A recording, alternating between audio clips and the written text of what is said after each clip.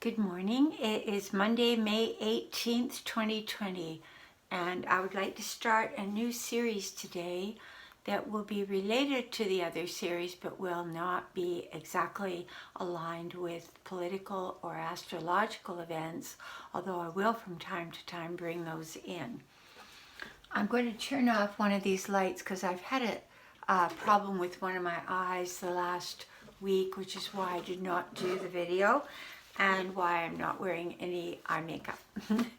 Okay, so I'm going to use a phenomenal deck today. It's called the Mystical Shaman Oracle, and I just find this deck phenomenal. I would like to start a series called The Gift. So I'm going to take different aspects of our life that are extraordinarily challenging right now and how they can be turned into a gift for us. How at this time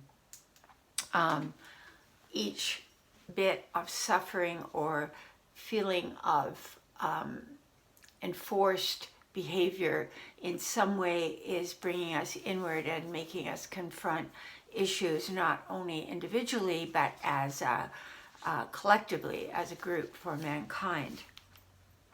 And the card that I got today, which was quite surprising to me, is called the Sorcerer. Now, it doesn't mean black magic or anything along those lines. What it means is the power of being able to take the energies that are available within your body, your emotions, your mind, and your spirit, and to transform those into a positive direction of whatever it is you're dealing with that is horrific. And I was lying in bed last night and I was thinking, we are collectively facing at this time a collective karma. So even if you feel your life in particular has been quite focused on service or helping others, or has been one of integrity or one of basic good value system, charity, love, as a collective, we have not been responsible. We have not been compassionate. We have not looked after the have-nots, and we have lived as a humanity in a very selfish, self-serving, and rapacious way with regard to Mother Earth and our fellow man. So the sorcerer, the essence of the sorcerer is, the sorcerer represents a destructive aspect of mankind and the self-centered behavior that harms others. It symbolizes the unconscious beliefs and ideas that foster separation, conflict, and scarcity. Now, this series I'm doing is going to be called The Gift. My name is Eliza Vries. I am an astrologer. I am a medium. I work with animals. I work as a healer and an artist. But my main focus right now is to bring forth a recommendation from the soul of how to confront what's on our plate and how to transform that horrific suffering into a gift. Whether it is the loss of somebody, sorry, there's an amber alert showing up.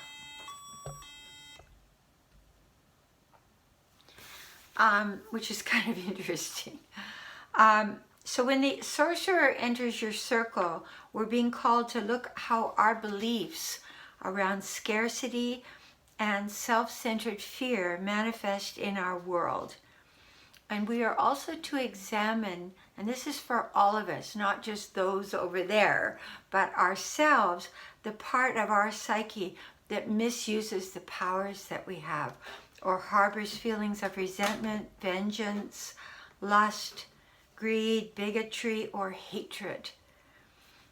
Perhaps you've harmed someone because of these dark tendencies, and I can say that we have all harmed someone because of these tendencies. And I was watching George Carlin the other night, and he was talking about our earth and our sort of arrogant mindset that we can fix the earth, that we are these creatures placed upon the earth to fix the earth. Now, the earth can basically, if you look at it at a core level, can create a situation through our misdemeanors that we as a species become extinct. The earth will not end. The earth has survived many catastrophes. It has literally annihilated through evolution 90% of its basic original inhabitants. So we've gone through ice ages and volcanic ages and water ages and etc., etc. And so the earth has constantly been recorrecting, realigning, and redesigning its own enormous force of being.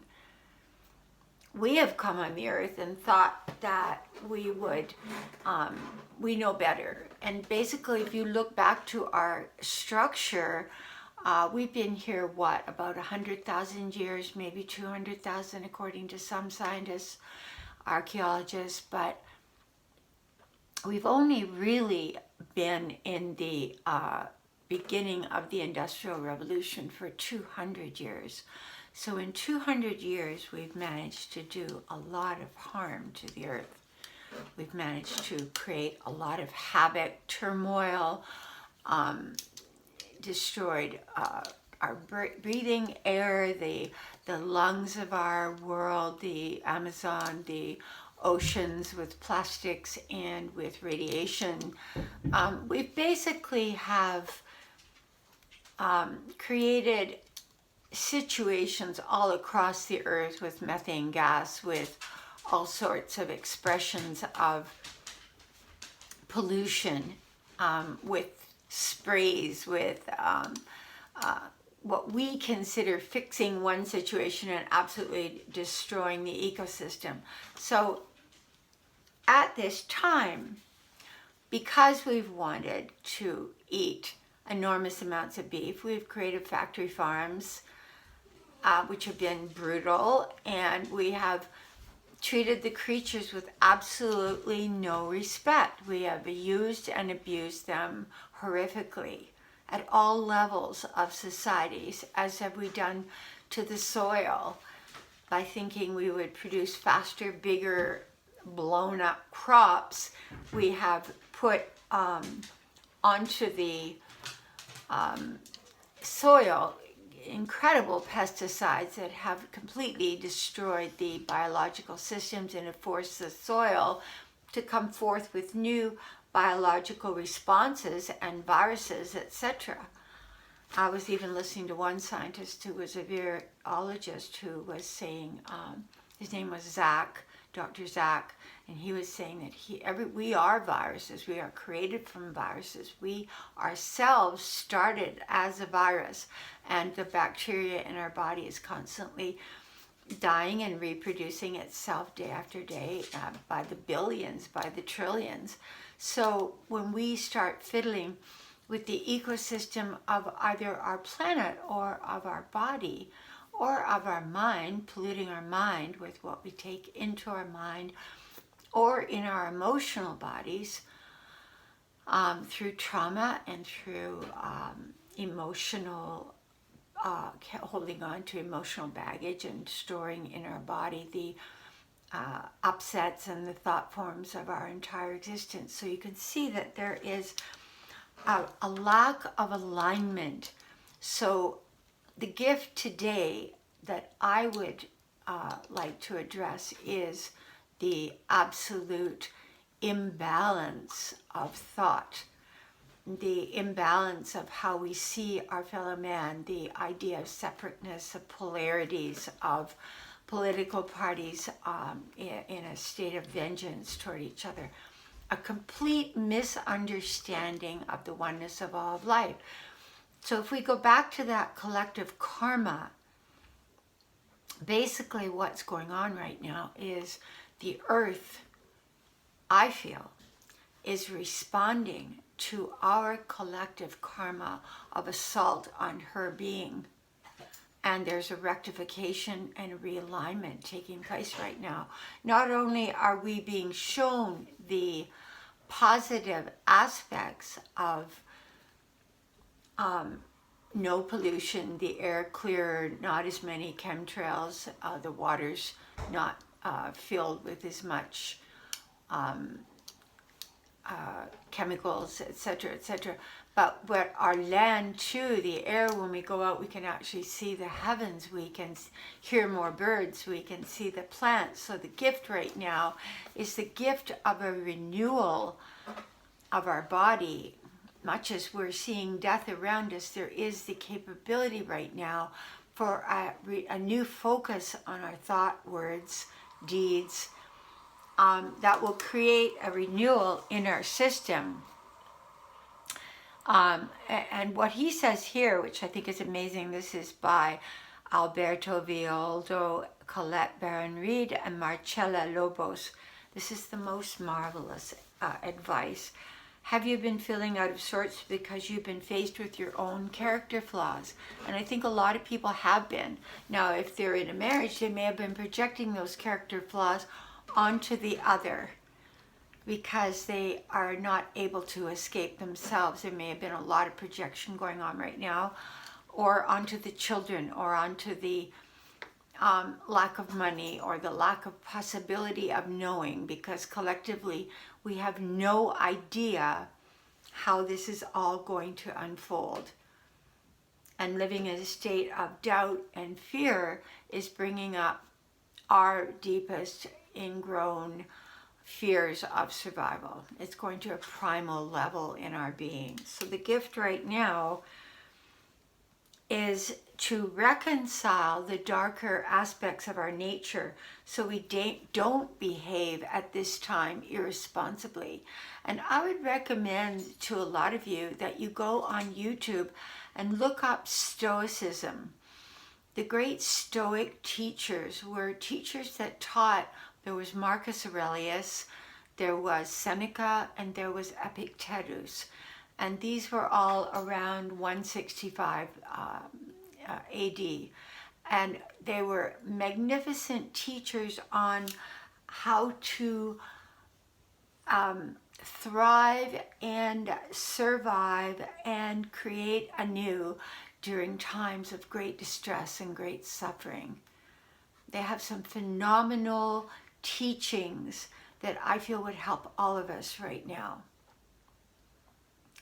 One of the basic teachings that is given is the premise of why to do good, which is the antidote and the gift to what's going on right now. This is the antidote to the destructive, chaotic virus, is the why to do good. Now, many people do good. We look at them, we say, oh, aren't they wonderful? Aren't they sublime? They're helping this person, they're helping that person. But the true essence of doing good comes from a profound inner knowing that we are one being, one humanity. And so anything we can do for the greater good, which is a very profound Stoic philosophy, we are doing with the deep, profound understanding that we're also doing it for ourselves. We're doing it for all of life. We're doing it for all that lives. We're doing it for all that manifests. By us becoming more aware of our own virtues and of our own acts and our own words, and the goodness, developing the goodness within our soul, the gift is that humanity as a whole is lifted up. That everybody that collective karma is being reduced by our individual actions towards the whole. So that's the gift. The collective karma is moved more to the positive side of karma than the negative side. And when we meet the energy of the what's going on right now with a genuine humility, a genuine sense of surrender. This destructive power that's out there right now can be transformed into grace. Grace being the light of our soul, infusing our being, our soul being connected to the essence of all that is. So the grace comes through us and we become more radiant, we become more alive, we become more filled with light, we become more of an infusion of the inner becoming the outer. And this is the gift right now.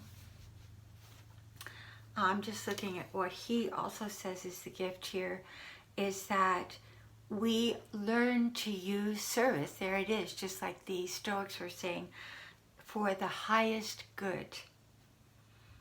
And also at this time, I feel it is perhaps time, as we have all this time to sit and think and reflect, it may be time to make amends with people that we have discarded from our life or annihilated from our thoughts, put them way over there. And by bringing them back into our consciousness, the gift could be forgiveness, the gift could be reunion, the gift could be a renewal of love at another level.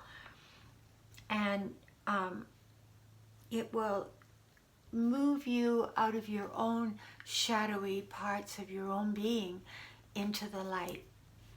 So the gift today is the transformation of the egoic, greed, selfish aspects of our own being into the generous giving for the highest good of all. I'd like to end there. I'd like to share with you that I do readings every day of my life all over the world, and if you would like reading, just contact me at angelicmercy44@gmail.com. Thank you. God be with you. Look out for yourselves by understanding that reaching for that light is the highest and best way to become a radiator and to not let any of this stick to us, the lower vibration of illness. And to understand that all is moving in accordance with the divine will. Thank you. God be with you.